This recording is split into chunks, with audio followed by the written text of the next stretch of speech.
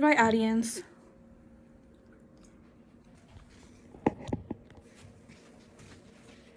Hello, my name is Luz Cruz, and today I am going to talk about what happens in your brain when you are in love.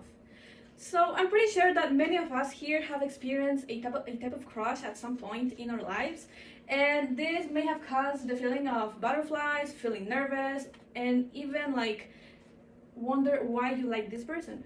But have you ever wonder what happens in your brain? Like what reactions your brain creates? So according to an article from the American Psychological Association called What Happens in Your Brain When You Are in Love, your brain creates chemical reactions like hormones like dopamine, oxytocin, and serotonin, and it also creates physical reactions like racing heart, nervous, emotional highs and lows, and psychological and behavioral effects like decision making and stress levels. In fact, did you know that falling in love creates the same feelings in your brain as when a person takes addictive drugs? Well, let's transition on how these chemical reactions affects your brain. So, how hormones like dopamine, oxytocin, and serotonin creates emotional attachment. So, first we have the dopamine hormone, which is most known as the feeling of reward hormone. So, this is released when you are close and near to that person, and it reinforces behaviors that brings joy, leads to emotional attachment, and our brain associates love with reward, which is a good thing. Second, we have the oxytocin hormone, which is known as the bonding hormone. This hormone is also known as the love hormone, and it creates emotional connections with your partner, and also creates a bond of trust, and is released during physical touches, hugs, and strengthens emotional bond and also safety, so you feel safe with that person. Third, we have the serotonin hormone, which is also known as the emotional stability hormone. This hormone affects your mood regulation. So it's like a sense of contentment in relationships and tends to rise and maintain happiness and emotional balance. It's incredible how these three different hormones creates different and unique responses in your body and brain. But have you ever wondered why you feel the feeling of those butterflies, or like why you get nervous when you are close to that person? So why do we feel these reactions? So let's start first with the flight or flight response. This response is known because when you are close to that person, you tend to create a high adrenaline and your heart rate increases, and this reaction also causes your hands to sweat, and you feel a rush of energy, and this is one thing that creates the butterfly feeling. Second, we have the increased blood flow, which what this means is that your blood flow increases to your stomach, and this is another thing that creates the butterfly feeling.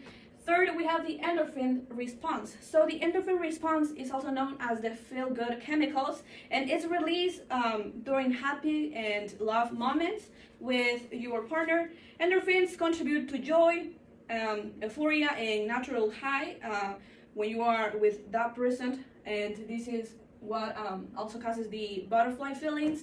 But have you ever wondered how these reactions are created? So we have also what is called the gut-brain axis, which is a connection between your brain and your gut. And what this means is that your brain sends messages to your gut when you have strong emotions or strong connections with that person.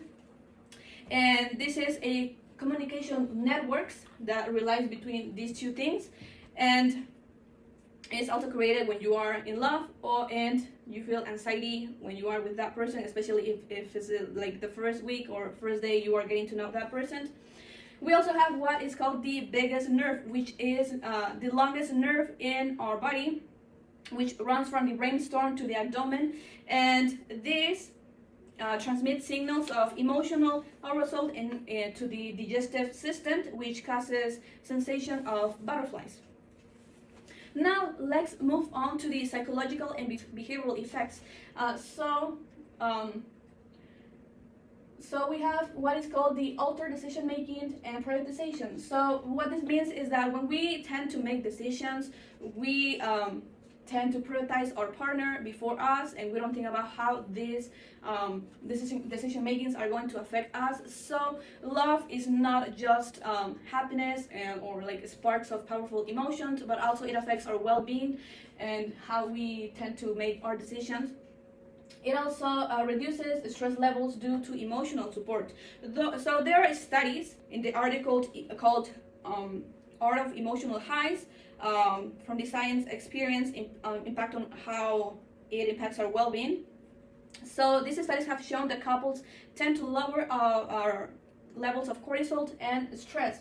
So what this means is that when you have high levels of stress but you have a partner, you are less worried and tend to like lower your stress levels because you have someone to trust on, because you have someone they can listen to you, and this is what it helps to reduce your stress levels.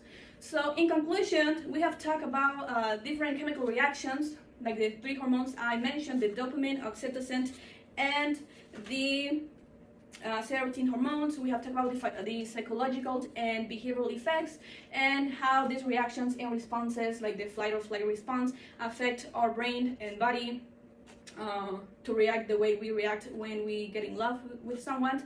So from the rush of emotions to the biological changes in our brain, love is a powerful force that shapes our feelings and our well-being.